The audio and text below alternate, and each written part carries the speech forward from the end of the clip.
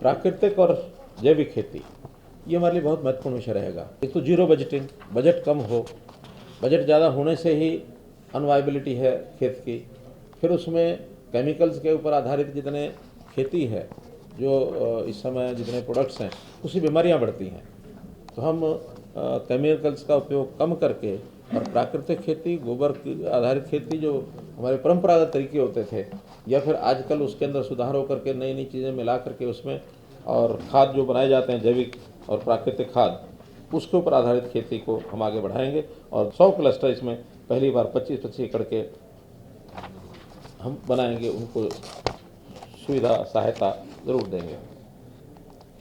पशुपालन की भी बहुत सी चीज़ें, नई जो टेक्नोलॉजी आई है एम्ब्रियो ट्रांसफ़र टेक्नोलॉजी, इसमें बछड़े होने पर और उनको 10,000 रुपये का एक अनुदान हर बछड़े पर, ताकि नई नस्ल उसके अंदर सुधार हो और वो कैसे ज़्यादा दूध देने वाली जो नस्लें हैं उन नस्लों को किस तरह से हम आगे बढ़ा सकें।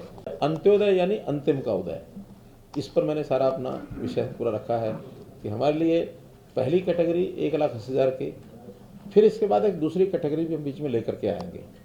उस पर अभी तय करना है कि मध्यम वर्गीय परिवार उसको क्या क्या सुविधाएं दी जाए।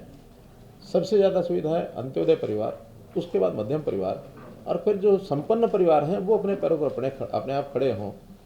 तो जैसा मैंने कहा भी कि जो संपन्न परिवार है उनसे तो कुछ लिया भी जा सकता है, लेकिन जिसको देना है रोटी कपड़ा मकान, वो तो सामान्य परिवार को देना है। फिर हमारे सस्टेनेबल गोल्स हैं, क्योंकि वर्ल्ड वाइड अब ये चीज़ चल गई है कि सस्टेनेबल गोल जो हम करें वो स्थायित्व आए उसमें।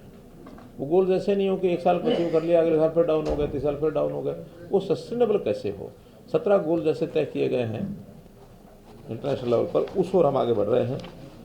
पर्यावरण की चिंता भी हम सबको है, इसके लिए चाहे वो पानी हो, चाहे वो जंगल हो, चाहे वो ज़मीन हो, जल जंगल ज़मीन और वायु, ऐसी ये 4 चीज़ें हैं जिसको लेकर के हम एक कोऑर्डिनेटेड एफर्ट कर रहे हैं। हम एक इसके लिए किसी एक यूनिवर्सिटी में इंस्टीट्यूट भी बना रहे हैं, इसके ऊपर रिसर्च करें, इसके ऊपर क्या क्या काम किया जा सकता है, नई नई टेक्नोलॉजी, उस टेक्नोलॉजी के आधार के ऊपर कैसे हम इसको आगे बढ़ा सकते हैं, ठीक कर सकते हैं। आज 8 मार्च है और 8 मार्च को अंतर्राष्ट्रीय महिला दिवस होता है।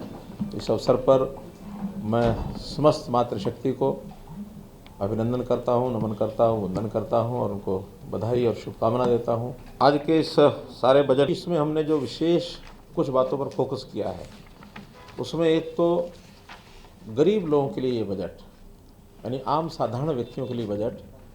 जैसा मैंने कहा कि सामान्यतः लोग कहते हैं कि हम गरीब व्यक्ति तक पहुँचेंगे, मैं ये कहता हूँ कि हमने गरीब व्यक्ति से ही शुरू किया है। और जो अपना परिवार पहचान पत्र का ये डाटा है, इस डाटा के आधार पर हम नई नई योजनाएं सब शुरू कर रहे हैं कि उन गरीब व्यक्तियों को किस प्रकार से लाभ मिले।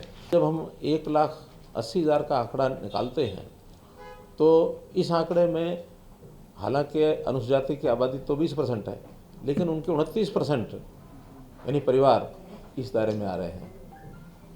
अगर पिछड़ा वर्ग की बात करता हूँ तो उनकी आबादी तो 27% है, जबकि 34.5% आबादी यानी इस दायरे में आ रही है 1,80 में। तो इसलिए स्वाभाविक है दोनों वर्गों का 8-9% अपनी आबादी के शेयर से भी ज़्यादा इसमें लाभ मिलेगा।